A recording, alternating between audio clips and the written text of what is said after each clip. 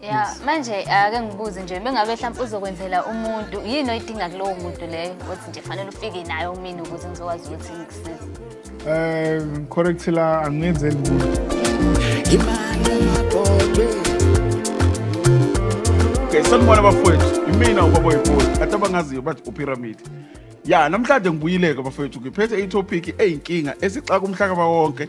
Kodwa ke ngisafuna uintroduce i-co-host yami entsha. Njengoba nazi ngumuntu othanda ukuplaka abantu. So ngiphethe italent elisha namhlanje elincane enizolibona ngiligruma until aze abe nayo mhlambe yipresenter efamous or umsakazi ofamous. Ngicela uzethule ntombi.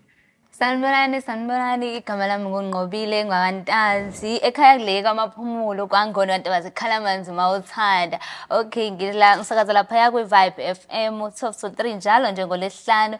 Okay, senizongibona ke njalo nje kulolu hlelo leli njalo nje nizongibona ngizobe ngiyi-co-host ya Pyramid baba wepho. Ya bafethu njengoba echaza uzoba khona ngoba niyazi ukuthi italent bafethu elithiwa igotshwa isemanzi kumele ukuthi italent seligrumele iselincane singalinda abantu bezibeguge kube masithi wayene talent kodwa senza ngalutho ngalokho. Namhlanje ngiliphethele inkunzi malanga ke uhlelo lethu namhlanje ngiqala ngilivula nje ngalabo mashasha abaningi laba bathi ama forex abathi forex whatever laba tradeayo ave beqolana laba bantu imali zabantu but ke siphethe inkunzi namhlanje uMashawa kaMthetho ungcono ngoba wakithi uNyambosa ngizongimbuza kahle ukuthi nibaqolelana abantu kodwa ke akayi introduce-ke umfowethu naye asho ukuthi wenzani chazeleka kabanzi ngendaba ze-forex ngoba yebakithi siyangena ehlathini mfowethu kunjani?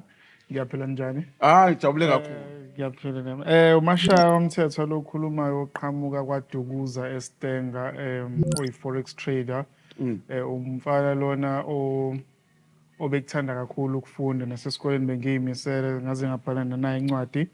Ngifunde eMfolozi College of which was a local college. Angifundanga ke mina endaweni ezinkulu ezibizayo ngenxa yesimo sephakethe. So ngiyadevelopa uthando kulezi ezokutrade ngisase ecollege. Nga-introduce uthisha wami ngisase high school. Wathi nginento kanje ngathi ngayiziba leyo nto. Ngabuya after years ngarealize ukuthi mina nayi lento ayikhuluma ngalo mnumzana. Angeke ngifake isikhathi esiningi kuyona ngibona ukuthi isebenza kanjani.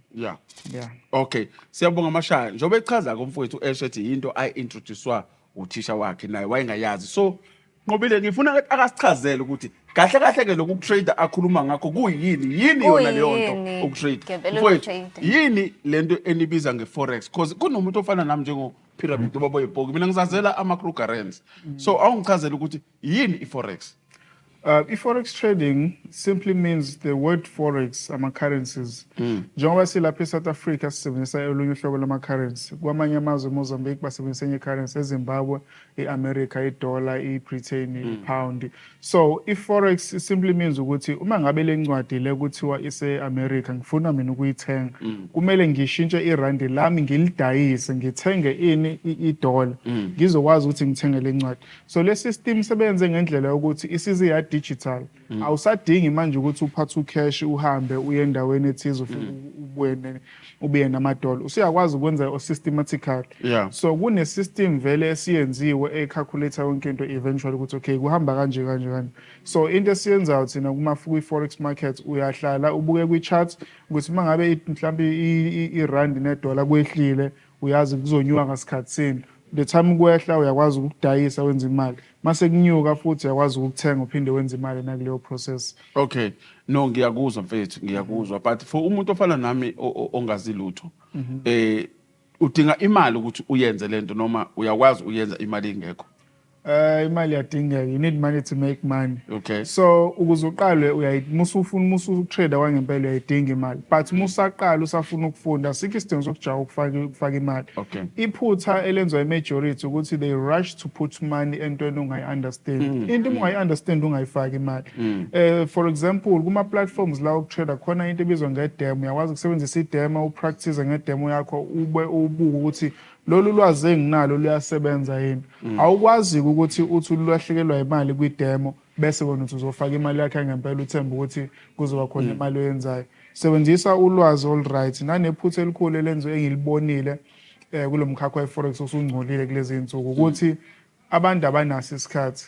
Therefore uma bengenaso isikhathi bajaha ukuthi benze imali fast. Imali ikhona kwi-trading ayikho fast. Uyakwazi ukuyenza fast kodwa futhi uyakwazi ukuthi uyenze ngepace e-right. Okay. Yeah, manje ake ngibuze nje bengabe mhlawumbe uzokwenzela umuntu yini oyidinga kulowo muntu leyo othi nje fanele ufike nayo mina ukuze ngizokwazi ukuthi ngikusize. Correct la angenzeli umuntu.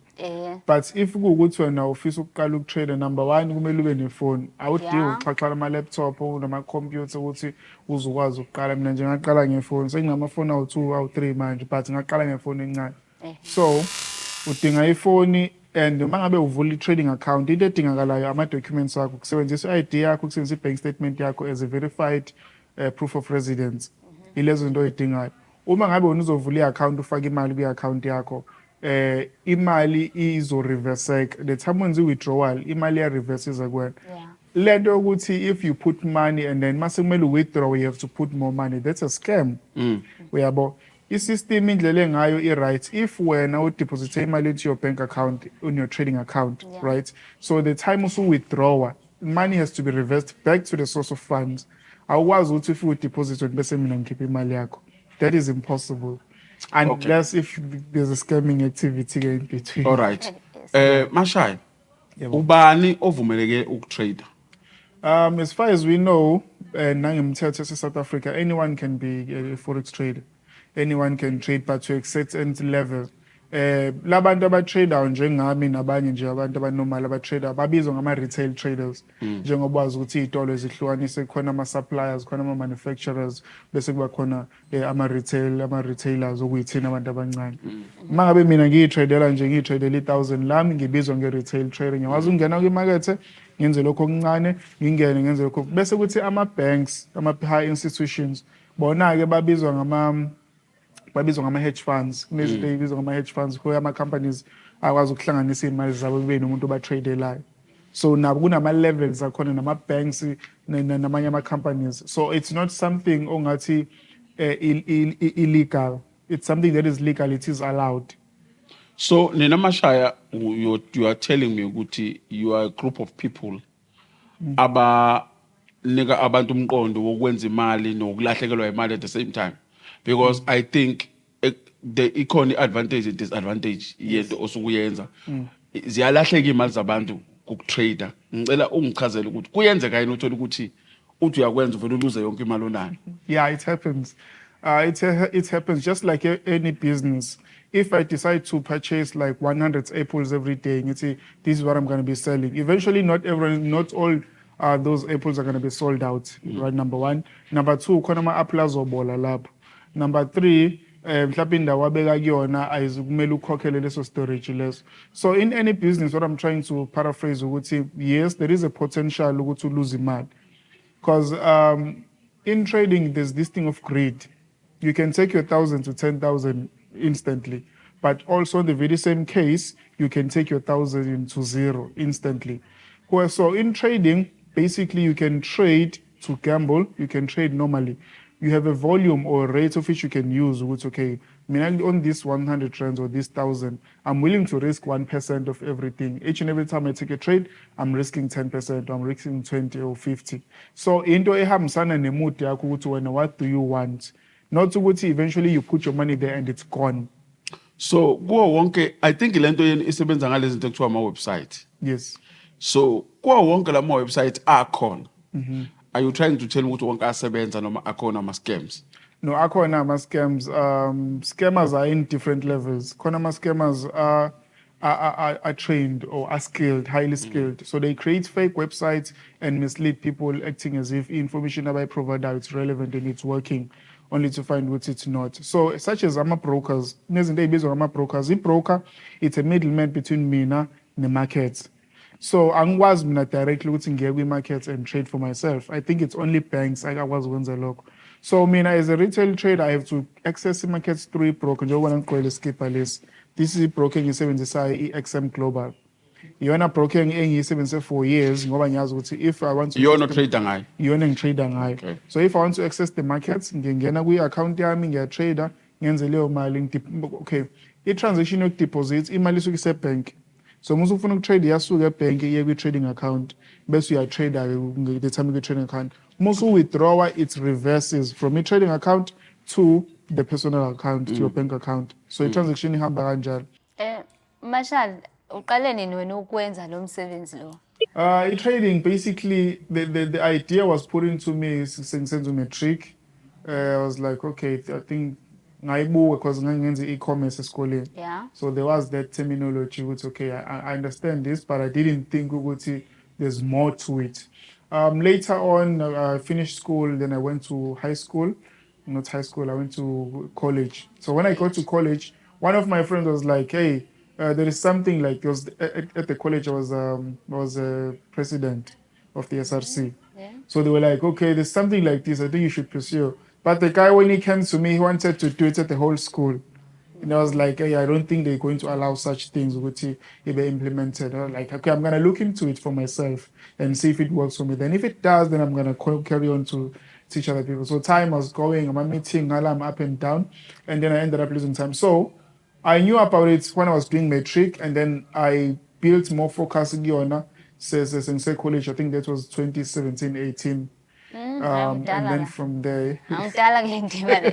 So, Mhlambe yeah, alright. no, Unaso mhlambe story nje ongasixoxa uthi mhlambe wakwathi uzama ukutshela umuntu ngalento mhlambe wangena mhlambe wayeseba nezinkinga ezithile wabuya weza kuwena athi hey yeah. I think to paraphrase on that, into eyenzeka, you know, at the beginning of something, this day would say, if you're still building and developing yourself, Yes. you need to first groom yourself to a level whereby if you try to assist someone, you will not fall. Because sometimes most people, they fail simply because they rush to help other people. Yeah. And the minute you try to uplift them and they never walk strong, they pull you down. Yeah. So similar thing happened at a point where I was like, this is working, you know, a lot of people can actually gain freedom from this, they can make money from this. And I was like, okay, I approached a few people that I know. I'm like, guys, let's try and do this. So, you know that people are lazy, people don't have time. They're like, okay, here's the money, do the trading and stuff, trade for us, and then we gotta see how it goes. And then I lost that money, right? Yeah. So I lost that money, and then now they started talking negatively about me, but I explained everything in the beginning. Because if someone they want to join, that's what happens with most people. In the beginning, they act as if they're listening. Yeah. But you tell them like these are the terms and conditions, these are the disadvantages, like no, we understand.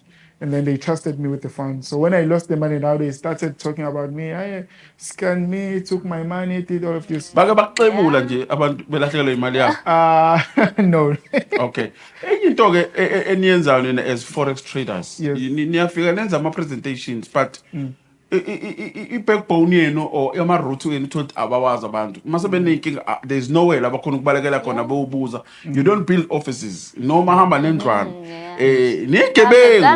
Nigebengu because lokho le operation yenu ewugebengu because uma ngivula into that I trust ngiyisebantwini kumele ngibe nala ngitholakala khona bese kunenkinga anitholakala mashaya ke wena bayakuthola yini abantu obafakile kulento mase kuthiwa umuntu usenenkinga. Okay, right now, I had an office at Stang, what it was. So what happened was I did open an office in Stanger, I think 2020 and 2021. So what happened was the income, like not income in terms of money, but the attendance of people, it was very poor based on the location where I was. Yeah. So what I figured out is it's people who are at a distance from where I am, who are more interested at Tenbefun. So I was like, I'm renting an office for nothing. So it's better I just close the office and work online.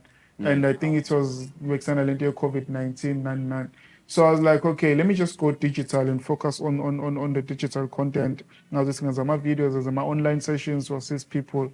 So right now I'm also working back in recreating the office because right now I think everything is settled. So guys barobha abantu. No, I've never robbed a bank because even for those who lost money through me, I explain everything.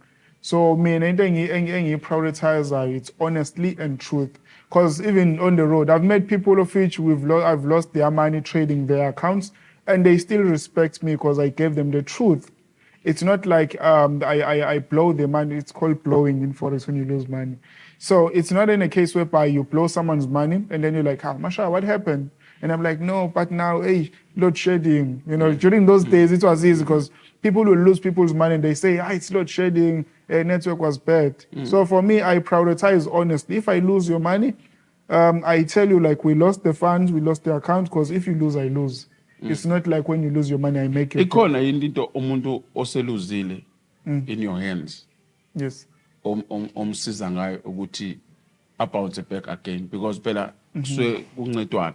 Yes. Umuntu kunika imali ngokukuthemba ezomashaya umgoqile vele ngoba uyezwa namanje ulimlashelela uyagoqa nje ngalento yakho you understand so uyayikhola umuntu lento uyayifaka imali and then they lose but Yes. they wish to bounce back.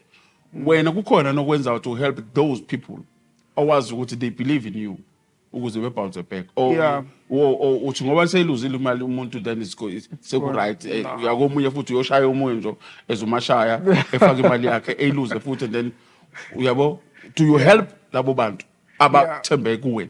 Yes, I do help them, but not in an essence of money because, okay, in South Africa, if I have money in my account and I get to transfer imali, transfer imali to people, eventually that triggers some indicators in the bank, which there's something illegal that you're doing. So for me, I know which money is not an option. You need something that is more than imali itself, because money is the result of what you're doing.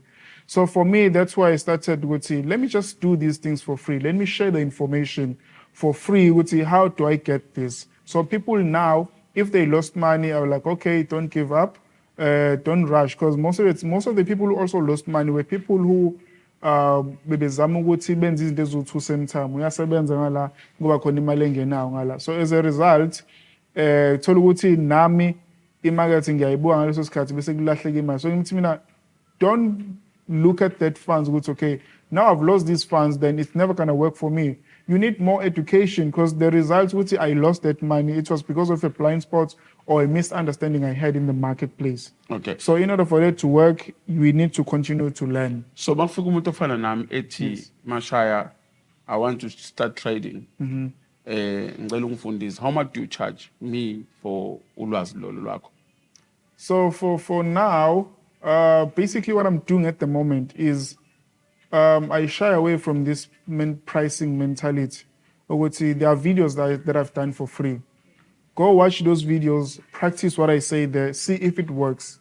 And then if it works and you want to improve, from a base, then that's where we can talk in that way prices. Okay, right now, how many sessions do you think you can take? And then we start from there. But the free content is the one that is very much important. Okay, this you can do. And another thing, okay, a mentorship, full mentorship, it's 10,000. And it's 10,000. So here's the advantage. There's no limit to time. Because most people I'm in Durban, I'm in Sandton, come attend, it's 5,000 per session, and you never get to contact that person. So over here, you pay once. There's no certificate in terms of trading because it's self-development. So most people, they've paid over 40,000, 50,000 trying to learn the Forex, and they have certificates which are not helping them. So if you use the free content, that's where you see the truth. That's why I release those videos. To see, is this thing working? Is this thing genuine? So from the point you come to me, you're coming for development, not to start. And most people, they just find their way from the genesis. They don't see the need to continue. Okay. Mashaya, sikhona-ke yini mhlampe isikhathi esibekiwe ukuthi mengabe usuyifakile-ke imali yakho mhlampe emveni kwesikhathi esingaka imali yakho isobe isi-right noma mhlampe ubona nje sekwenzeka? Based on that, it's instant. Same time what you're gonna win. So what happens in the marketplace? We have different people. Kunabantu who are impatient. We have people who can be a little bit patient, and then we have people abangananda who are long-term viewers. So in trading, it's flexible. It depends on your mood or your style or your personality. So you can enter now within an hour. You know what you won or you lost. You can enter for maybe trading the whole day. You take one trade a day, just like me, and the 714 method perception. I tell you exactly what the market is going to do at 2 p.m., 1 to 2 p.m. Or you hold your trade up until 3, you close. So I give you exact instructions. This is what you have to do at that time. So when you're making profits, it depends on you, on your mood, because I can take the same trade now in and out. And then when you can take the trade, maybe around 2, you hold up until 5 p.m. to take your profit. So it's a flexible environment. Okay. Masha, since uneminyakanyana usuqalile ukwenza lobukhopholo lobubili utrader lo Yes. wemali.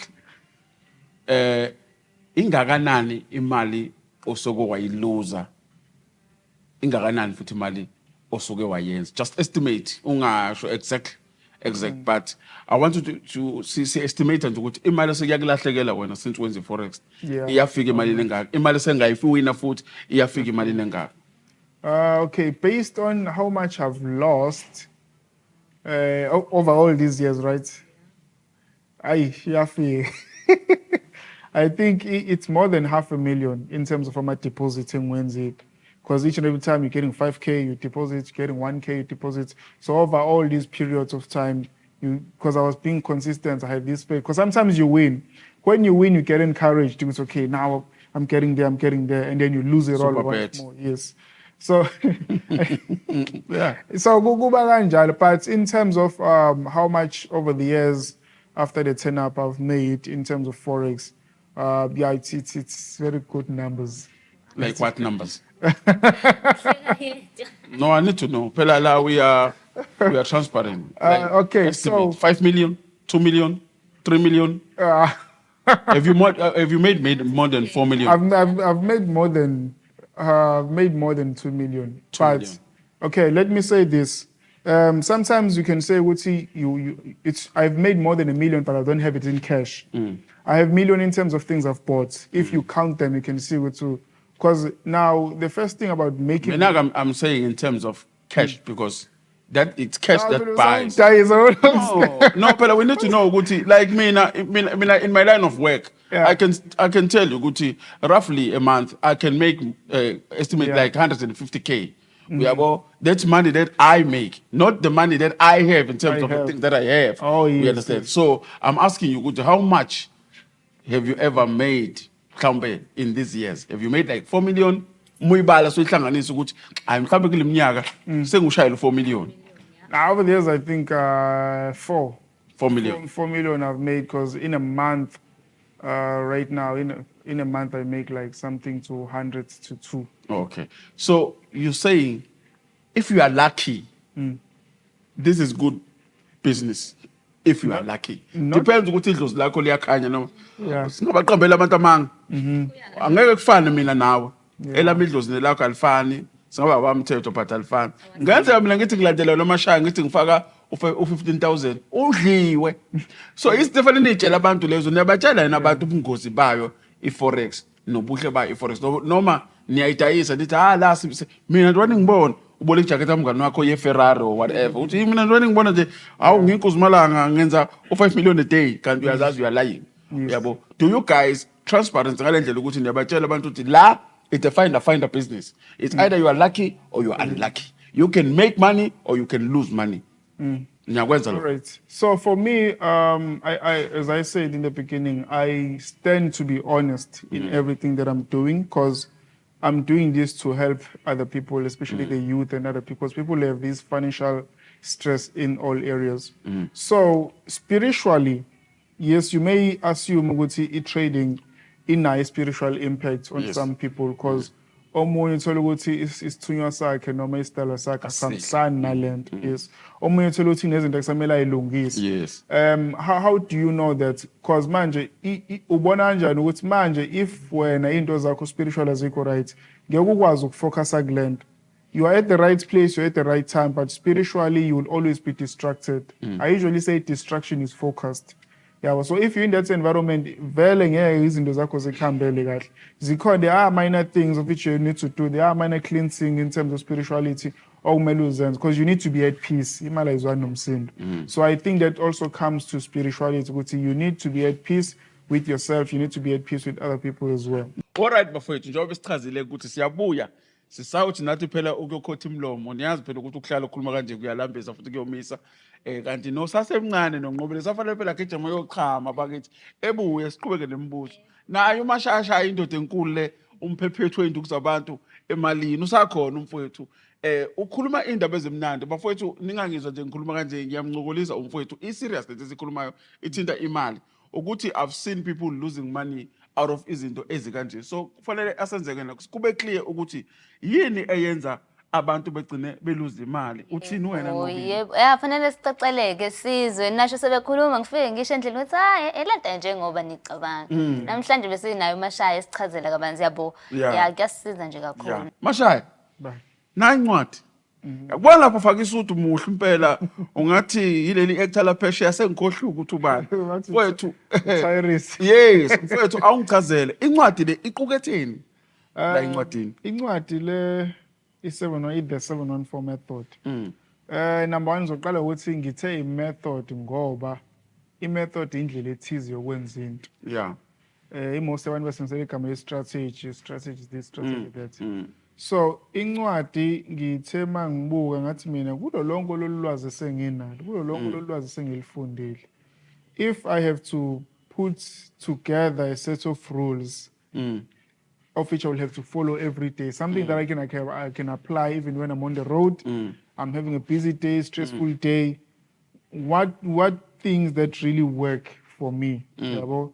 A simple guideline njengazokuba too much hectic. Yeah. And then that's why I came up to writing this. But at first it was in this thing, exam pad. So I wrote all of these things on an exam pad. It was like, So now as time goes on, because I was making these videos and I'm getting so much attention, and I was like, hey, how can I be there without me being there? Yes. I was like, okay, videos, yeah, it's number 1, but I need to have something tangible. And then that's why I wrote the book. So the book entails all the things, because even if you can check on the cover, it says permanent solution to lifetime trading. Because I'm 100% sure I'm overcrediting myself, but I know once you get this book, you will never ever have another book. Right now, it's underrated because it's not so much on social media. It's not so much on other platforms as well. But over here, I believe to have created the most solution for most people, especially South Africans. This book have reached almost over 50 countries.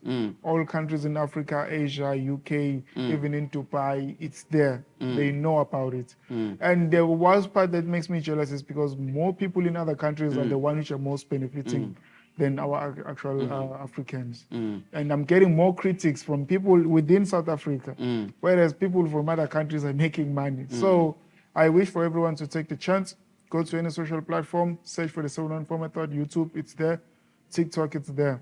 Bafowethu le ncwadi is 741 method. Bafowethu, I'm so proud as a black person ukubona umuntu omnyama okwazi ukutransforma something esuka ekhanda lakhe to izwe. Uyabo, nayi incwadi bafowethu, it's 714 method. Into yomuntu omnyama. Ukhuluma ngani la ngokuthi ungayenza kanjani imali yakho yande ephakethini, which is trading. Mfowethu, ubungozi ke Trading. nobuhle betrading, because uthola ukuthi omunye umuntu usefall into drugs, usefall into depression because of trading. Yiziphi izinto ekumele bayiqaphele? It's true, Woodsie, you can become a victim, you can become addicted to, just like you trading. Once you start doing it, it becomes normal, then it becomes a habit. And then once the habits become permanent, it's hard to change. But trading is not a bad habit. It's a career. And it's not a fly-by-night, something that you do for in and out. So the dangers of trading is because if you are not doing everything correctly, you can have the book, but if you're not following everything exactly as given, you will end up not getting the results you ought to get. And then what will that do? It will lead you into more substantial abuse. Then you're gonna consume more alcohol because you can't keep up with the stress. You're gonna smoke even more. You're gonna take drugs. So by there, you're already losing your path, and then you're gonna have friends who are not able or aligned with where you're going. So that is the wrongest thing. That is the dangers of forex trading. I cite the spiritual part, but that is what I've seen most people do. Because now they say we're doing trading, but every Friday they're drinking. Why are you drinking if you're already happy about yourself? You know, so it's just a way of creating this temporary excitement. Which, I'm happy, but I know there's those pains. So the only way to deal with the pain of trading, with the pain of losing money, is to endorse, is to accept. Which, on this trade I lost. You lost the trade, not what you lost your whole life. You lost just the trade. It's just a trade. Yeah, all right. Mfowethu Mashaya, okunye sesizokudedela nje mfowethu. Siyithola phi le ncwadi uma siyidinga? Right now, to get the book, I'm the only distributor, which is a bad thing, but a good thing as well. Because there are other people who, even if they get the book, they try to resell it. They create these small groups and small communities trying to resell it. If, for example, I tell you something today, the next time we meet, you're not going to say it the same way I told you the first time. So that is actually killing what I'm trying to do, because I'm trying to clear the industry, show people that Forex trading is real, Forex trading is fair. You can do it in your home. You don't necessarily need to follow anyone. You can do the information. So the information, it's available, and I'm the only supplier right now of this book. I'm also working on other ways which people can get the book, so through contacts or WhatsApp. So people are taking the information, they're dilating it, they're using it with other things because they're trying to get this mental. That's why you see scammers. Because right now, before me, there was no one talking about the 714 method. After Mashai came up with the 714, now many people are talking about it. So that's why you see what's, oh, this one is an That's why there are so many fake accounts on there's TikTok. so much fake. And it's killing us. And It's lento killing us. ngempela bafethu lento labantu laba bayilambi iphukuphuku lezi uthi umuntu uqhamukile ne-idea and then they create fake ideas. They create fake ideas of you on social media. Kuvele sekhona upyramid uhambe ecela imali ebantwini. It's wrong ngempela. Yabona mina ngibe nebhadi uthi ayenza lento ngathi ngiyakubona ngokugqema ingozi ngempela mina ngembazo ngoba you're killing my name. And enye into Mashaya engifuna mfethu sesivala sesiqeda nje. Bakuthola abantu abakudingayo as uMashaya. For me, I'm available on TikTok, which is 714 method. There's no dots, there's nothing. Masha 714 method. I think my account has 44,000 followers. All the other accounts which has less followers are fake accounts. And constantly I'm live on my main account. I will never inbox you first, regardless of whatsoever. I don't have promos, I don't have specials on my content. It's free content and education and advice and motivation. That is what I share most of the time. My only WhatsApp number is 060-461-9426. On Facebook, it's Mashaya Albert Mtetwa. On Instagram, it's the company name, which is Foxy Group, F-O-R-E-E or F-O-R-X-E-E Group. So that is it. Those are my only contact details. Siyabonga kakhulu mfoka Nyamboze mfoka Khungwayo. Mina umalume kimi. Kodwa akusho ukuthi ngiyakuvumela ukuthi uqola abantu. Ngicela ukuthi konke okwenzayo ukwenze kube transparent. Abantu bakithi bekwazi ukwenza imali bephile because imisebenzi ayikho. Siyafisa ukuphilisa izingane zethu, but if you guys have good ideas and then nizosishaya ngawo futhi ama ideas, then inasilimaza as a black nation. So bafowethu ilokho nje ebese khuluma namhlanje noMashaya ofuna ukutrader, ningamthola uMashaya and uma ufuna ukutrader landelisisa kahle ukuthi lo muntu ngempela into yakhe is legit because bazofika abantu befaka o-Mercedes la ku social media limbonelele hotel kanti uyibolekile yonke leyo nto odlala ngani yonigcwalisa ihholo lapha enkopisi 20,000 and emva lokho ansatholi lutho nani vukani ningahambi nifaka imali zenu ey'ntweni engacacile uthatha yonke imali yempesheni uba isiduphunga uyahamba uyofuna ukutrader ngemali yempesheni osusebenza iminyaka uney'ngane uyafa ushiya ingane enganalutho ushiya ibhili engaka emhlabeni athi khona imali wayimosha bantu abamnyama ake nivuke ake niyekeni uba yicathalala ngempela nabantu abangacabanga cabanga ngemali imali ayikaze yaba into yokudlala ubuza uPaul Kruger ngiyabonga njengoba nimuzwa ke uMashaya bafethu sizwe ebreaking njengoba nimuzwa uMashaya uyayichaza lento awukwazi ukuthi uneshobolo nje unebhadi uthatha imali yakhe empesheni ogcina uhambe uyo forex ngawo banamanga labantu laba bazokuheha unolimo lumnandi uyamuzwa nami sengicabanga ukutrader manje you understand so you must be careful ukuthi imali yakho uyifaka kuphi uMashaya can be genuine but not all of them are genuine so you need to research about lo muntu ukuthi how long has been in a game before ni lose imali ngoba ngiyanazi nayiphukuphuku invele nithatha imali nambe nifaka ningazange research eqiniseni yakhala nithi ndlela uyimali but andresearchanga ngobili uyabazi labantu balahla imali kodwa ngokwamanje ngiyacela ukuthi siye breaking sizobuya isikhathi esincanyana and kusakhona umbhemu la wakagxaba naye ngizafuna ukumbuza ukuthi ezeba inyanga nje ukususela lapho ba inyanga ngoba uthi unezimbiza ezilapha kwaNculazi so uyabona sifuna ukuyazi yonke lento so bafowethu kwamanje sothi ukuthi khumu nje breaking sobuye sibuye futhi siqhubeke nengxoxo yethu siyabonga sanibonani bafethu imina uThandeka uMiss Proton namhlanje nginiphathele imoto yethu ebizwa ngeProton X50 njengoba nginithembisileke ukuthi uma uthenga imoto zale ekhaya uthola igift namhlanje nginiphathele i-microwave and ekuthiwa hayi wena Thandeka webafethu ngiyachazela la ekhaya ngiphethe ngoba nje sekunayithi bafethu ifika ne-April akuyona April phela ifika noThosi Hayi malume waProton bafethu kungingelela inhlanhla uTaProton la. Noma uthenga iProton sakhe bafethu khona ama-gift afika napho. Ara no party ama-gift maningi la ekhaya bafethu. So ngiyacela nizafuna ubanga. Lava Proton siyanisembisa ibuzo othenga imoto la ekhaya asilenzi futhi uphuma uhamba negift uphuma ujabule uphuma unemoto enhle hamba kuyothenga la uthanda khona kodwa thina la kaProton bese seyikhala kahle ngokuthi ngibona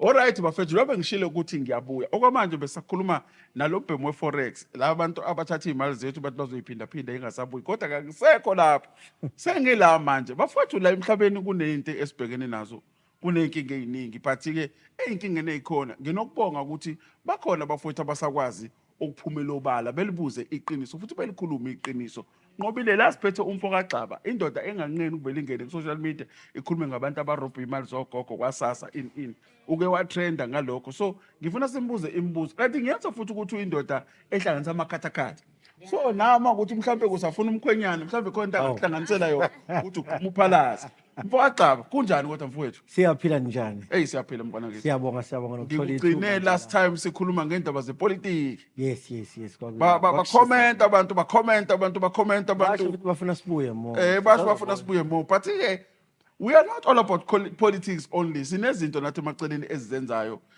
but ipolitics ukuthi ke iaffecta yonke into esiyenzayo vele impilo ipolitiki ake ngithi nje kancane ukusika nje enonini imiphi ipolitiki yethu manje mfana ngithi ngoba nina nabantu abasagxile kakhulu ekuyilandeleni ukuthi kwenzakalani mina after ama vote nje ngabona kukhona ubuqhophololo ngashiya phansi kuhamba kufika phi manje mawubuka ngokweqembu elalithi lizobuyisela izinto zabo izinto kubaninizo alikagculiseke ngendlela okwavotwa ngayo nokwabalwa ngayo amavoti so lisafisa kuphinde iqale phansi kuvotwe nalo leli lumbimbo lwakhiwo libizwa eGNU akuyonto eserious le nto kusafanele iphele abantu bebuyisela izinto zabo ezibhilonga kubo. Do you see us going back to voting stations again?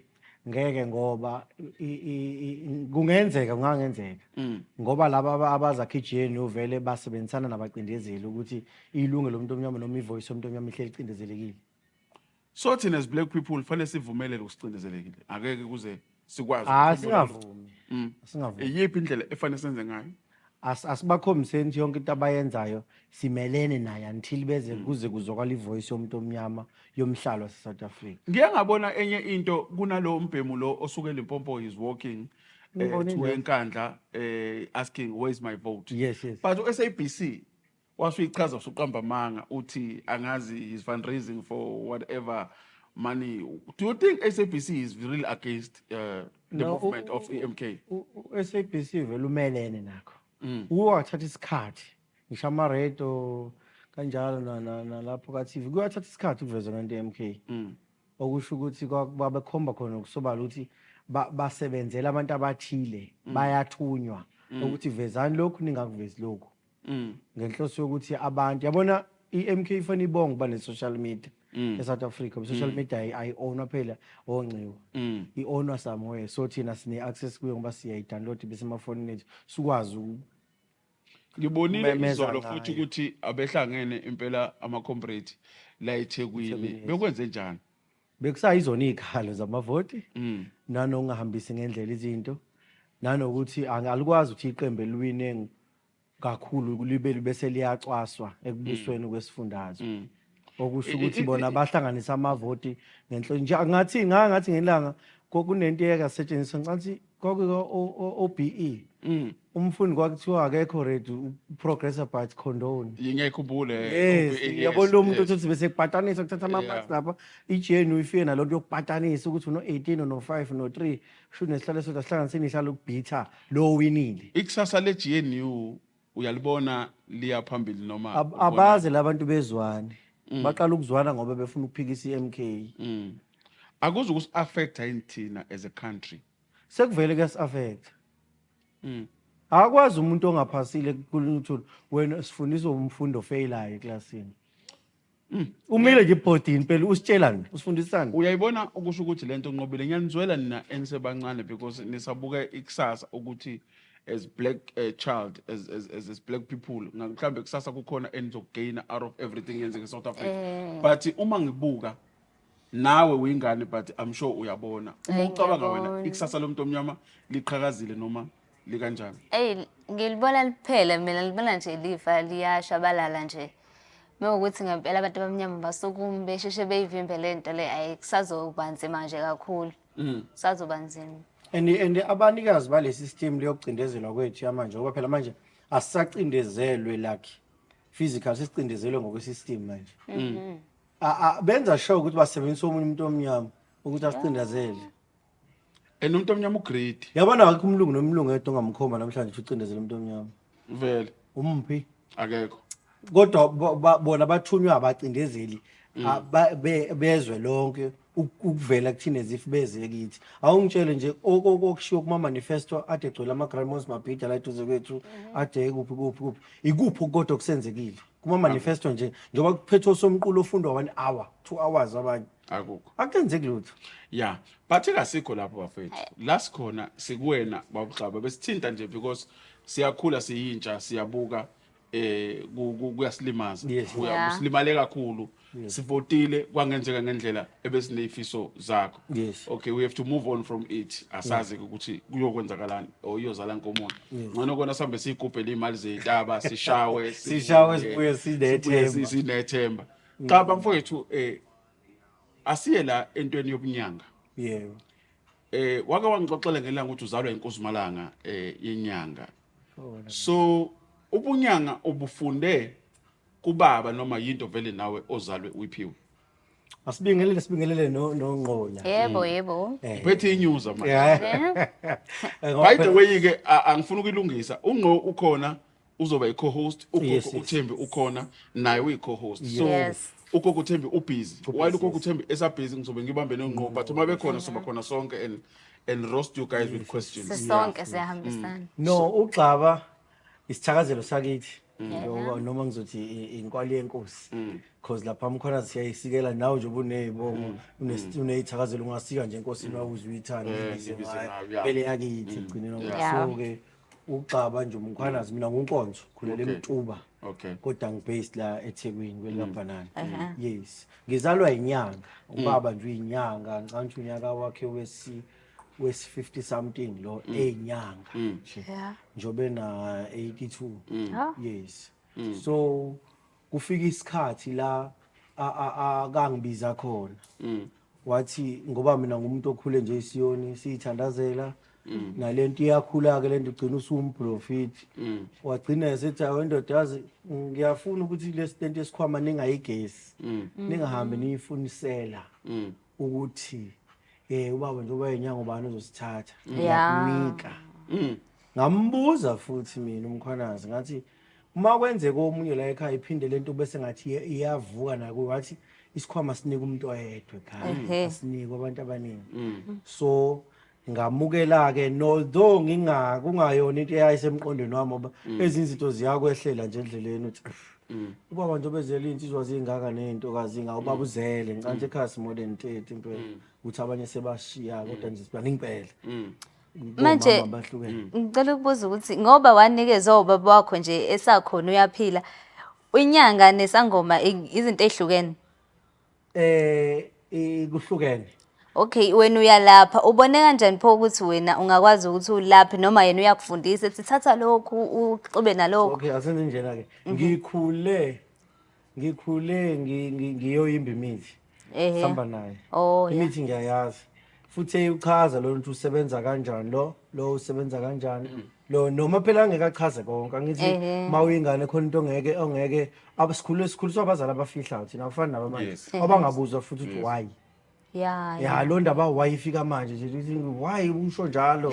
No thina sikhule kuthiwa lo kulela kumuthi lo uhlanganiswa nje ugeza into ethile isichitho ugezela so kwawukuthi sonke sisuke emakhaya sizosebenza eThekwini. Lento vele mina mangiqhubeka nayo njengoba ngishilo ukuthi ngaqala ngeSiyoni ngikhulele sithandaziswa sikwakhiwa lento ukuthi sibe nengilozi sibe neprofit. Ubaba uthe uyabona ukuthi bamtshela bako ukuthi nangu umuntu ongadlenda ideveloper kuye. So specializer ngokulapha mina mfethu ukwelapha kuhlukene ngithi ehe kuhlukene ngendlela eziningi kodwa into engifuna siqale siyilungise awukho umuntu wemali Awukho. hawu Akukho umuntu wemali. Jen Utshelwa angawuboni nje noma ke ngithi ke mina ngifisa ukuba nawo ke mhlawumbe Yeah. banawo balungile futhi mina ngingasho mina ngupyramid awukho umuntu wemali. Kodwa ukhona umuntu wokugeza isidalwa sakho ukuthi okwenzayo Vuleke. uvuleke. okukhanye yes Oh, kodwa yeah? nje othi nje lo Owemali uzokulethela imali. But iningi inyanga inamanga zithi zinomuntu wemali. Zinomuthi ukuthi kufike imali ingene esikhwameni endlini. Yes. ubone ngemali sigcwelile Amagaka emfene chazela lawo. mina Yes. mase siya ekuyike ukuthi inyanga ngibona kanjani mase scammer ehe noma yini scam okay sikubeke njalo sibeke lapha sobuya Yeah. njengoba sisebenza ngesikhathi sakho Isiphi ingqinamba asiye kulo mbuzo. Oh lo mbuzo wami Ehhe, uthi lona uthi- ikuphi Ikuphi, ospecialize oh, ngakho oh, wena? yeah. okay ukwelapha kukanjena le mfethu uyafika ukuhlukene kabili uyafika unqowa zohlola uyafika wena ungazeli kuzohlola sizokhuluma yeah kulapha qhamuka lapho lo unqongo behlola uhlola ngoba uyayazi inkinga yakhe engizofisa futhi ukuthi kulento engizoyichaza lana abantu bebe aware ukuthi mawuyohlola nje bebuze ngesangoma nenyanga yeah awufiki uzeneke before uhlolelwe Yes.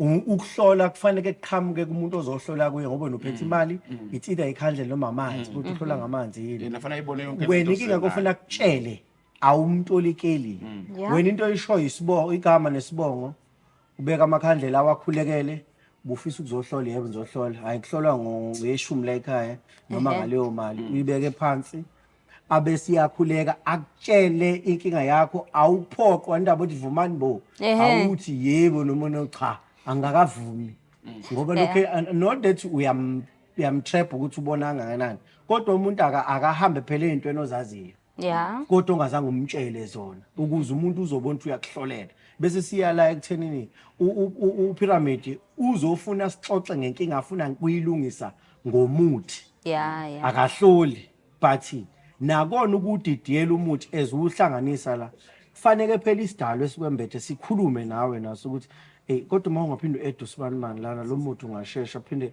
ubone uma uhlela ngaze ngibona ngathi uzancela mhlawumbe nawe kuye uthothi inyanga isilokhu ibamba amathina yonke la ilokhu ididiyela iphinde ihlele phansi usuke safuna ukubona lo muthi lona njengoba ngiphuma kanje ngipyramid ufuna umuthi okanje yeah so kufanele umuthi ukuze umsebenzele bese ukanje kodwa lento ifuna ukuthi ama ube umuntu oneshow obe neshow njengoba umnika ukuthi lo muthi uzomsebenzela musu ukuthatha ichance ngempilo yomuntu uma kufanele uma ungena umuthi ukugoma umuntu isibhamu musu ukuthi wena uzomgoma uzohamba epapuruka la endleleni athi yena ugomile bamdubule mhlawumbe uboceleni nomndeni wakho ukuthi hayi ngigonye umfo waxaba kuloko hayi bafana sikhala amanzi ha athi uyadlula vele bemdubule ubuye umndeni ngoba ubukeme uqala lapha yabo umndeni yazi baba uSibanimani wayekade eko yazi seyizothina inyanga angithiya kagwema ukudla okuthile nokuthile vele awusekho ehe awusekho vele bazogoqeka ukuthi ishiyane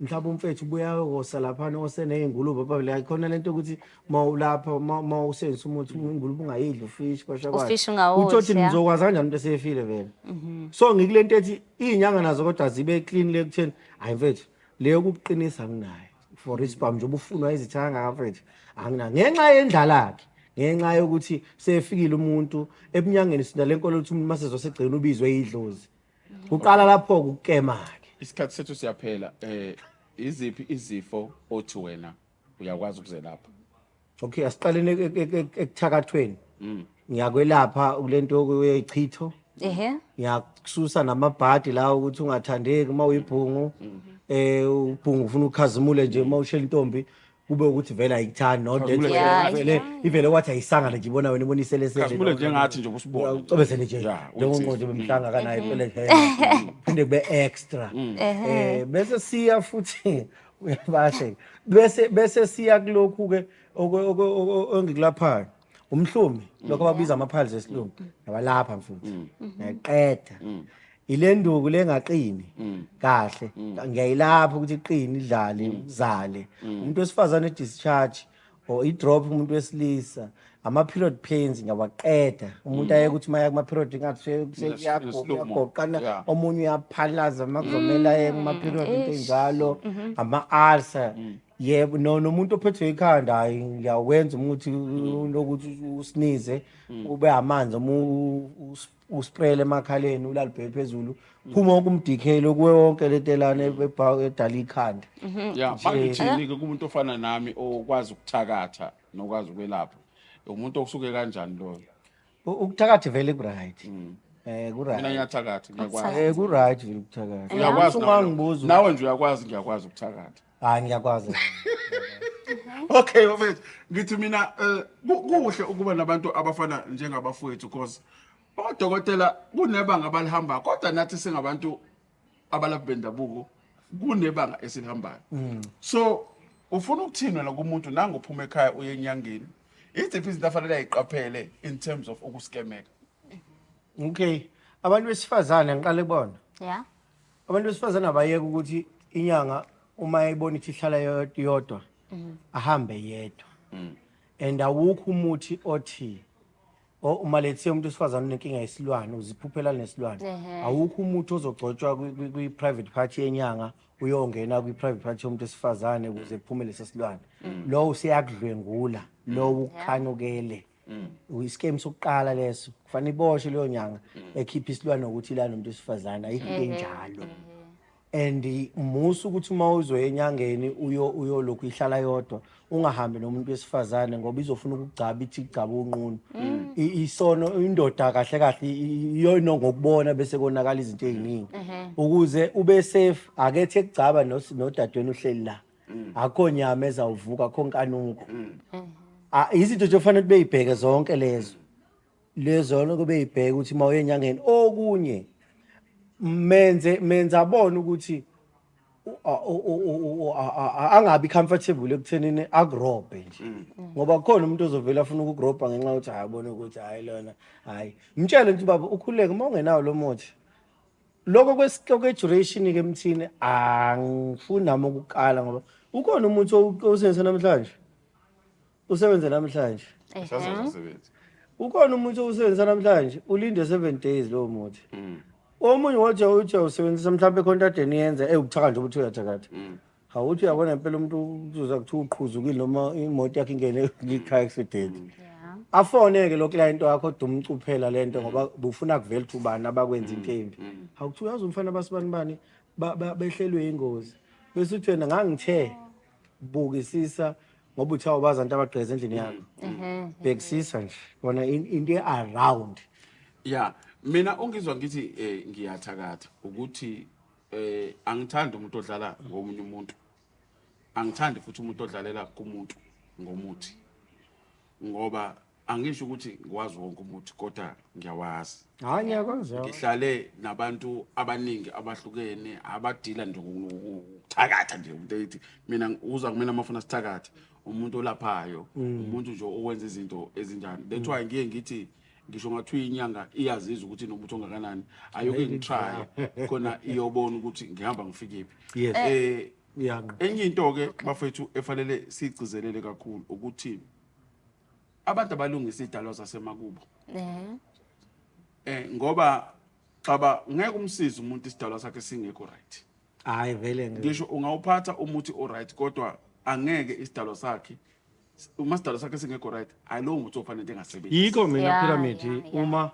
uma ngenza leli ibanga lokuthi umuntu ngiyamgeza noma ngabe yiphi into agezela noba ukugezwa nakho ukhanjiswe emanzini ugeza uhlanjululu ngimqalise emthini oyigobongo awuphahla yena awufaka imali emhlophe yena ngithi akaqala ukukhuluma nje nezidalo ngawo lo muthi awuphahla ube nengoba sugeza ebusweni awuphuze omunye ageza bese ehlambulwa ngawo ngoba ngiyengifuna ukuthi le nsebenze engenza kuye iqalizwakale kubanikazi abaphethe impilo yakhe futhi ngimlide ukuthi akhulume kanjani ngoba omunye umuntu uzolokhu edavuza yele ngcine futhi kubiza ngoba kunedalwa evele empilweni yethu ezasho vele imndeni ethi ayizwanoza so kunedalwa vele iqhamuka ngaleyo engela vele emzimbeni womuntu. Manje kusuka sekwenze njani mase kuthiwa mhlawumbe umuntu akayogeza olwandle noma kuthiwa akayothandaza olwandle kufika kanjani lapho? Umoya ngizothi if ukuthi professor aziwe sizolandela ukushiwo ingilozi le ephethe umngoma noma umprofiti lo noma inyanga. Kodwa uma angifuni mina sihambise ngokwe ngathi kulapha ngokwelist ukuthi hayi umuntu mayehamba usiqala la introduction singene la singene la.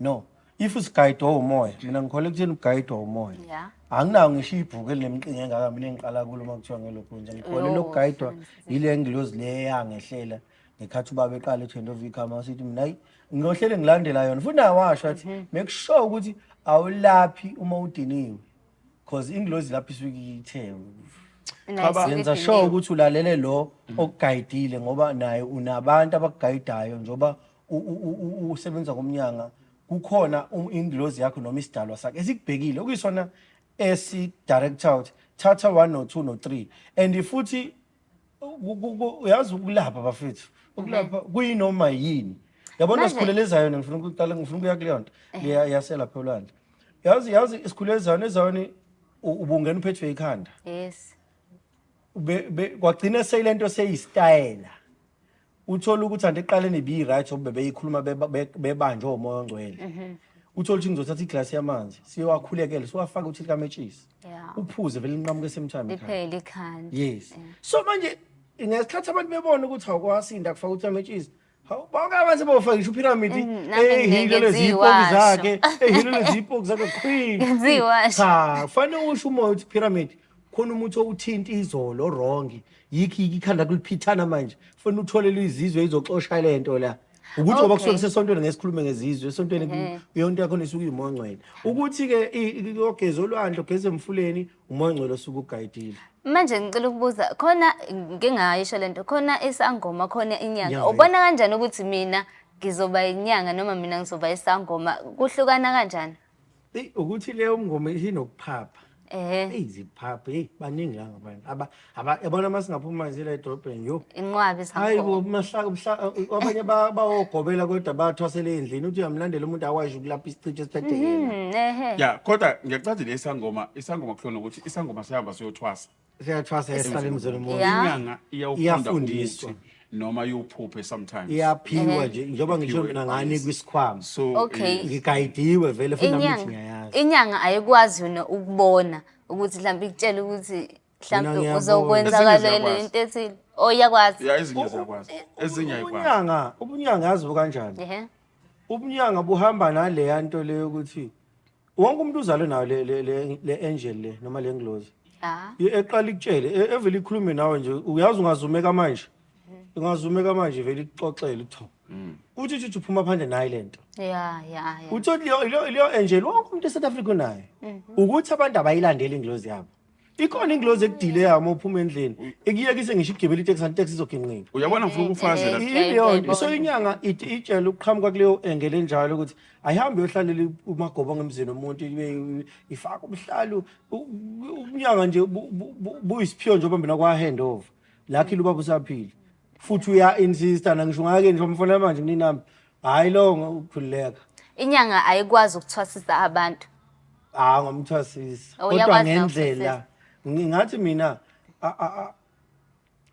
ungamthwasisa kodwa ngeke kufane nokuthi awuhlala nje bese uyehlele sangomeni ngiyakufakazela xaba ekuthenini lezinto ziyakhuluma ziyithalente kufana noma umuntu ode umuthi kuwena or isiwasho kuwena uthi usuhlanganisile uqedile uthi usubhekile uqedile ifike into ithi ungayiposti lento shoda ukuthi nokuthi yes yenza sizakalelwa umuntu iliyo ke ngilosi umuntu ekhaya ethi oswadile umuntu nephasela lapha kade abantu bakubo bayiphikile le yanto ukuthi lena kuyona nami nginokwenzeka uthola umuntu uthe angimposele angithi njengoba ngiposa ngalezi izitolo kuba 3 to 5 days omunye kuthathe 2 weeks into ingafiki kuyi ngena ngiyozi ifike isidemejekile futhi ngimtshela ukuthi mfethu isidalo sakasivuka mfethu kungukuthi ngeke akholwa ngoba sekhipha imali ngeke asakholwa okay asiyeni lana ngoba ngibona sesamemva isikhathi ngifuna nichazele nje okunye okuwama warning bafethu lento yokukhishwa amabhodlela emzini abantu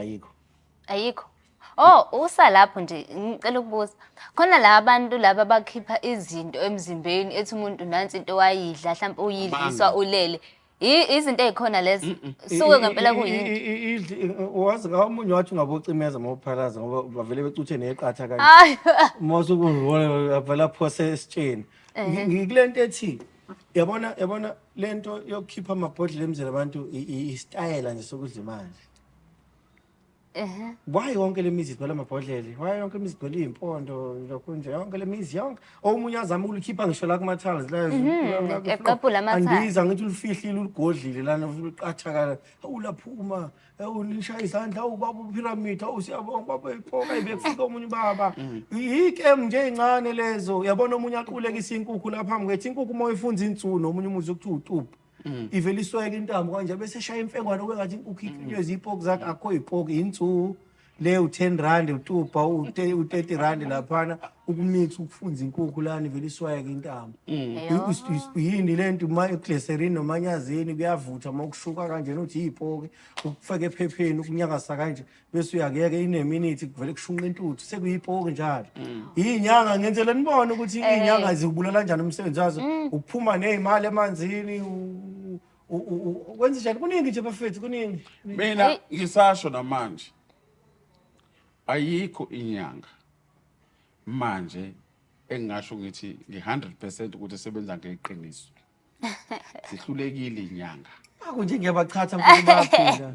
Ngiyakuthanda ngoba inyanga yeyiwasho awuyona inyanga umlimi.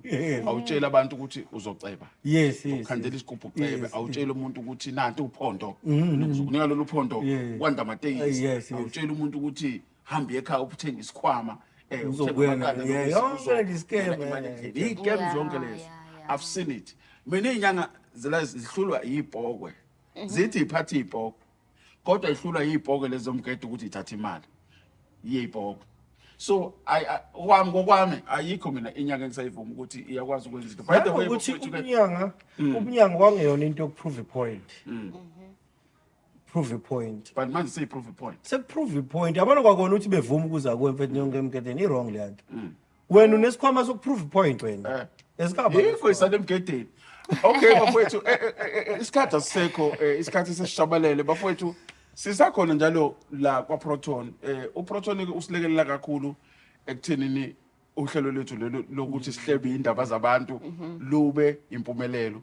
So njobuxaba naye nimazi usesekhwapheni lokuba yiambassador yala ekhaya sihamba ngama Proton imoto ezinhle imoto ezimnandi ngendlela eyisimanga uyangihlekisa umuntu mina ethe kubona uhamba ngoProton athi yena akayithembi Proton uthemba le brand yakhe bese umbuza ukuthi lama features ufuna ukuthi umfana uqhumisa lokuzakhe bese ngithi mina lama features onawo wena la moto aphuma nayo athi hayi phela uya-add yakhokhela thina ka-Proton ezethu ziphuma zinama features zinayo yonke into lesithi ikhona and zi-cheap ngendlela eyisimanga uyazi ukuthi kade ngibuka Proton uthi ayikho imoto ka-700,000 ayikho kodwa lezi moto abayi-drivayo zo-1.1 million azinawo futhi ama-features ukuze ufake ama-features ifanele ku-addwe more so nje uyifica laphana kwi-auction ziningi ziyathathwa ifice iProton kwi-auction isithathiwe so bafethu siyabonga kakhulu